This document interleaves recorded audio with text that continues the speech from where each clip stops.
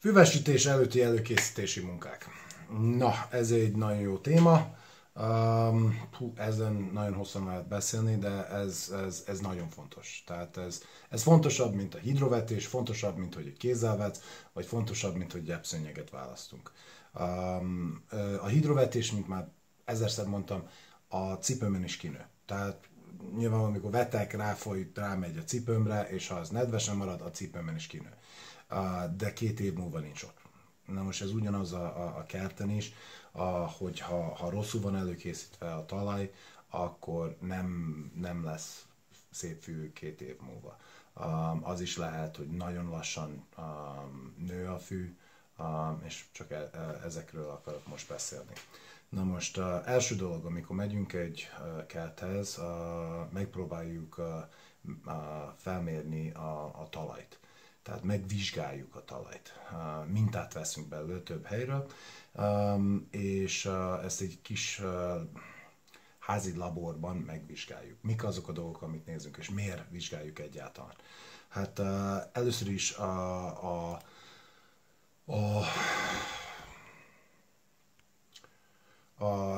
tehát először is, tehát 3 dolgot nézünk ezzel. Először a pH-t a talajnak. A pH nagyon fontos.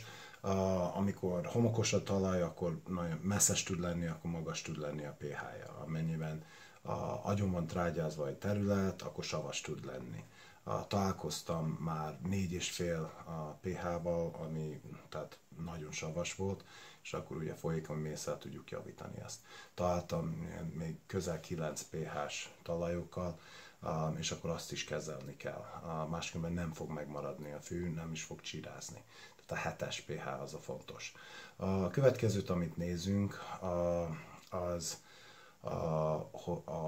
elektrokonduktivitása a talajnak. Magyarra fordítva igazából az ásványi tartalmát nézzük.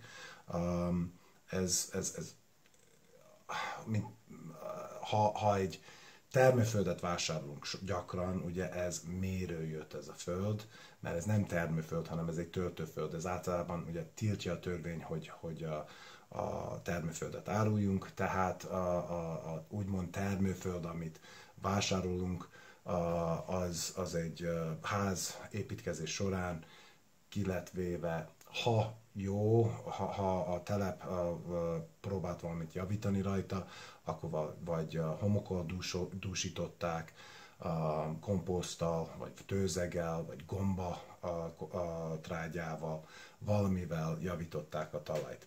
Ez nem jelenti azt, hogy az ásványi tartalma hogy jó. Sehogy a baktériumok és a gombák, ami ugye egy élő talajban van, hogy a megfelelő számon vannak. Na most ha megmérjük a talajt, akkor az elektrokonduktivitása az a só tartalmat mutatja. Ha nagyon alacsony, az sem jó, hogyha nagyon magas, az sem jó. A harmadik dolog, ami a legfontosabb dolog, az a TDS-nek a ppm. Szép szavak, tudom. Nagyon professzionális vagyok. A lényeg az, hogy lefordítva magyarra a TDS az a teljesen feloldott száraz anyag. A ppm parts per million, részecske per millió. Tehát ezt a számot megnézzük, gyakran ilyen 100-150 ppm-mel találkozunk a kerteknél, az azt jelenti, hogy a szerves tartalma nagyon-nagyon alacsony.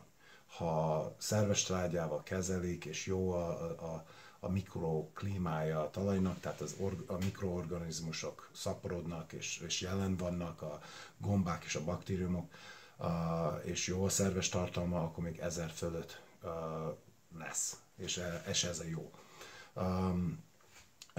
Ezt műtrágyával lehet ellenkezelni, de ha folyamatosan műtrágyázunk valamit, akkor csak elsavanyítjuk a talajt, tehát savas lesz.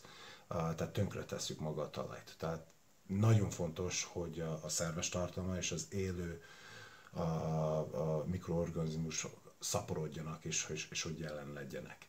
Na, tehát ezt a 3 dolgot először nézzük. Ugyanakkor megnézzük a szerkezetét a talajnak. Most többféleképpen lehet. Lehet azt csinálni, hogy csak veszek egy kis földet a kezembe, picit vízet ráöntöm a kezemre, és gyúrom, és csinálok egy kis golyót belőle.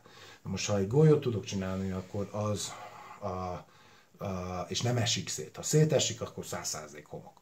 Amennyiben a golyó megmarad, akkor az már nem a homok, az lehet vályog is. Na most ezt a golyót akkor leteszem az asztalra, egy papírra, és csinálok egy hengert belőle. És ha nem esik szét, akkor már vályog lehet. Ha szétesik, akkor vályogos homok.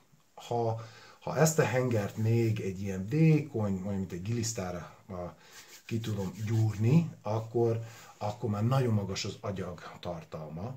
És ha ezt még így körbe tudom tenni, és egy gyűrűt tudok képezni belőle, és nem esik szét, akkor az szintiszta agyag. Most milyen jó talaj? Amikor 50% homok, 50% agyag. Tehát ez a vályogos talaj, az a jó. És hogy van szerves tartalma. Na, ez nem mutatja, hogy most van szerves tartalma, vagy nincs. Ez csak annyit mutatta, hogy milyen a talaj. Na most, ha agyagos a talaj, akkor azt célszerű nem elvitetni és hozatni más talajt, mert nagy valószínűség az a talaj, amit oda fognak vinni jó pénzért, az ugyanolyan rossz. Tehát azt a talajt meg kell javítani, ami ott van. Hogyan lehet egy agyagos talajt javítani? Hát homokkal. 0,4-es mosott homokkal, kétszerostáltal, ráteríteni a tetejére, lehet 2 centi, 3 centi, 4 centi, és azt jó berotálni. Na most ez nem csak egy rotakapa, ami megforgatja, és ugye ami fönt az lent, és ami lent az fönt, nem, hanem ez homogén szinten össze kell keverni, tehát tehát turmix gép, tehát össze kell keverni, hogy teljesen homogén legyen a kevert anyag. Tehát ez olyan 15-20 cm mélységben szükséges. Utána még lehet hozzátenni ugye, olyasmi, mint a komposzt. A komposzt az a szerkezet is javítja a talajnak, és a szerves anyaga is nagyon fontos. Tehát akkor a tetejére ráteszünk 2-3 centi komposztot, az viszont nem fontos, hogy 20 cm mélyre menjen, az a felső a 10 centibe, bőven elég 8-10 centibe. Na most egy rotakapával elég nehéz beállítani, hogy csak 10 centit keverje be a komposzt. Hát akinek van olyan magágy előkészítő gépe, például nekünk egy R2-es Stone Barrier van, ami a köveket is alányomja, és egy gyönyörű magágyat csinál, és porra zúzza mindent, és szépen összekeveri ezt a komposztot az altalajjal.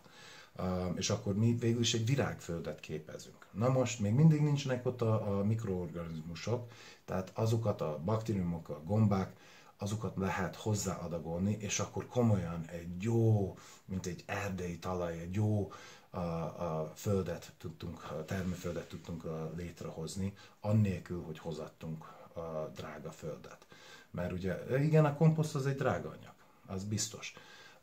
És hogyha messzire kell szállítani, akkor az nagyon drága. De mi például Pilisvörösváron nagyon szeretjük a komposztos termőföldet, és mi képesek vagyunk azt messzire, mondjuk még 100 kilométerre is elvinni, mert bízunk benne. Ő még csepegteti ő is a baktériumokat bele a komposztos termőföldbe, amikor a komposzt megy bele a rostán, akkor ő még hozzáadagolja. A homokot is hozzáteszi, hogyha agyagos a talaj. Tehát ő egy rendes termőföldet csinál, és ez hosszú távon ez nagyon fontos. Az a termőföldet, amit a 2000 forintért lehet kapni szállítással együtt, az nem termőföld. Az valakinek a ház alapjából jött, és örülnek, hogy volt valaki, aki olyan hülye volt, aki pénzért fizetett, hogy oda letehesse. Mert igazából neki el kellett volna vitetni. Vagy az maga a sofőr, aki el kellett volna vitetni, és neki fizetni kellett, hogy valahova lerakja, volt olyan ügyes, hogy magukra sózták. Na most nem egyszer találkoztunk azzal, hogy ilyen földdel láttunk, és ugye mondtuk, hogy homok kell, meg egy kis komposzt, vagy csak komposzt, mondjuk egy homokos talaj, akkor nyilvánvalóan nem homokoljuk, hanem akkor gomba, trágyázzuk, vagy a alginit a bányászati anyagból, ami ugye köti egy kicsit a talajt, azt be lehet rakni.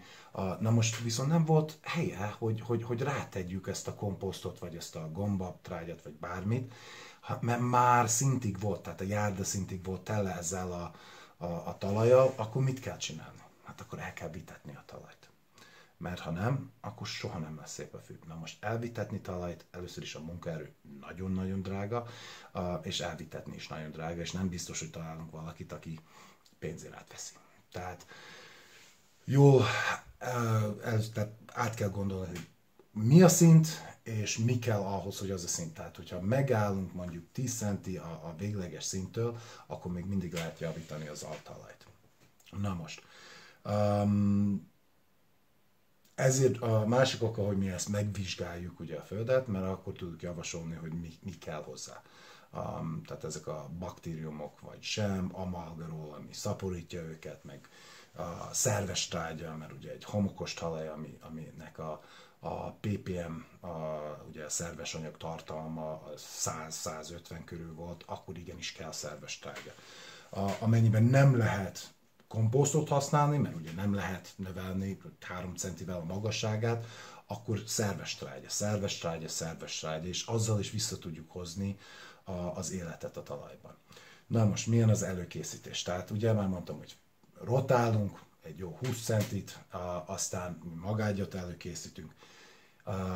Találkoztunk már olyan is, hogy egy út hengerrel mentek át rajta, és olyan gyönyörű és egyenes volt a talaj, hogy csoda volt. Később nem akart nőni a fű, de vajon miért? Mert annyira tömör lett, hogy a gyökér nem is tud gyökeret ereszteni. Tehát a csíra nem tudott gyökeret ereszteni. Volt, aki lapvibrátorral, nem. Ezt sem szabad csinálni. Egy kerti hengerrel át lehet menni, mindig azt szoktam mondani, hogy ha odaérünk, vagy ha mit csináljuk, vagy ha nem, és csak oda megyünk vetni, látni akarjuk a lábnyomunkat, porhanyosnak kell, hogy legyen, de nem süllyedünk el. Mert ha elsüllyedünk, akkor ki fog nőni a fű, és mikor sétálnak rajta, önök is el fognak süllyedni.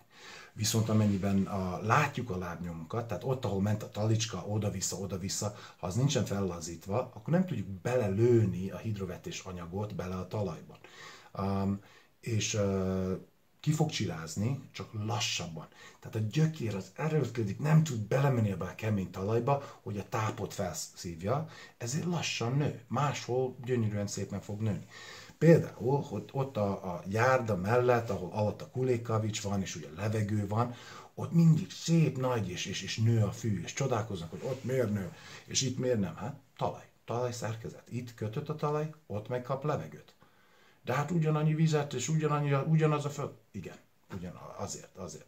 Volt olyan, amikor találkoztunk, hogy felásták, utólag megcsinálták a magágyat, és aztán hiányzott egy része az öntözőrendszernek, és felásták egy részt, betették azt a részt, visszatemették, de ott nem tömörítettek annyira, és csak ott nőtt a fű, gyorsan, és ilyen magas volt, a másik helyen meg éppen, hogy nőtt. Az is utol fogja érni, csak soha nem lesz az igazi, mert tömör talajban van. Tehát a homokos talaj sokkal jobb, mint az agyagos talaj. Az agyagos talaj nem tudunk mit kezdeni vele. Később lehet kezdeni lyukasztani, ugye szellőztetni, az a power rake, tehát a szellőztető, amit Magyarországon szellőztetőnek nevezük, az igazából egy erőgerebje. Tehát az csak kapar. Az igazi szellőztető, amit mi ugye átneveztük lyukasztónak, ami Amerikában szellőztető, aerator, azok lyukakat csinál a talajban, és ott lehet homokot szórni, hogy belemenjen a lukakba. De ez nem olyan, mintha be lenne rotálva már az elején. Tehát ez egy felületi kezelés. Ez tavasszal és ősszel, még a jó területek, már még a jó talajoknál azért csináljuk, hogy lazítsuk. Tehát ez nem egyszer megcsináljuk és tökéletes lesz, nem. Ez folyamatosan tavasszal, ősszel, és akkor rendbe tudunk hozni egy nagyon kötött területet, és akkor lehet felülvetni, de ez nem egy mindennek a gyógymódja. Ha vetés előtt állnak, akkor kell csinálni a talajt. Inkább felejtsék el a hidrovetést, meg a gyepszőnyeget. Kézzel vessenek. Csak a talajt javítsa meg, mert 5 év múlva a talajon múlik, hogy lesz fű, vagy nem lesz fű. Jó? Előkészítés. Pillanat, hagyj gondolkodjak. Hát igen, most már eszembe jutott. A gyomírtásról nem beszéltünk. Tehát, ha legyomírtoztunk egy területet, a növények elszáradnak. Ha várunk 12 napot, akkor ugye elsárgulnak, és látjuk, hogy hatott. A gyom az a másnapra is halott, a zöld, tehát a másnapra is halott a gyom, csak nem szárad el, tehát akkor is zöld. Az olyan, mint egy rózsa, hogy levágtuk a rózsát, betettük a vázába, szép, de halott. Tehát lehet előtte is dolgozni, hogyha biztos abban, hogy jól kezelte a gyomokat. Viszont a gyomírtószerek azok a növényekre hatnak csak. Tehát azok nem hatnak a magokra. És ezért ugye vannak a fekvő gyommagok, ami lehet, hogy jó mélyen vannak a talajban, és csak ott vannak. És évek múlva, hogyha valahogyan a felszínre kerülnek, akkor ki fognak csirázni. Na, ha mi megrotáljuk ezt a talajt, akkor mit csináltunk?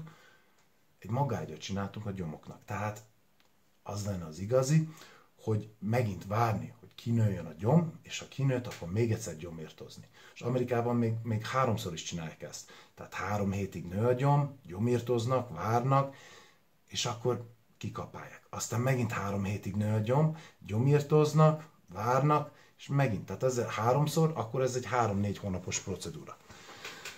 Láttunk csillagpázsitot, vagy tarackfélék, más tarackfélék, ami ugye egyszikű, ami csak a teljes gyomírtóval lehet kiírtani, ami csak folyamatosan jött és jött. 50 cm mélyen van a gyökere, azt nem lehet kihúzni. Tehát ne is próbáljanak kihúzni a régi gyomokat, mert csak ugye elszakad a gyökere, és majd ki fog nőni. Na most ezek a tarackok, azok nagyon sokszor kell gyomírtozni, hogy kihaljon. Van, aki nem szeret gyomírtót használni, megértem. Én is utálom bármi, ami bántja a természetet. Lehet próbálkozni ecettel, ugye ez egy természetes anyag, vagy keményen menjen ki és kapáljon. Tehát ki lehet szedni úgy is, csak sokáig fog tartani. Még egy gondolat. Igen, a szelektív gyomírtás. Tehát lehet szelektívan is gyomírtani, miután már vetettünk. Ugye kétszikűeket, ami nem fűféléket, azokat lehet szelektívan kiírtani olyan egy pár hónappal később, miután kinőtt a fű. De azonnal nem szabad. Tehát egy hónapos fűvön nem szabad szelektíven gyomírtani.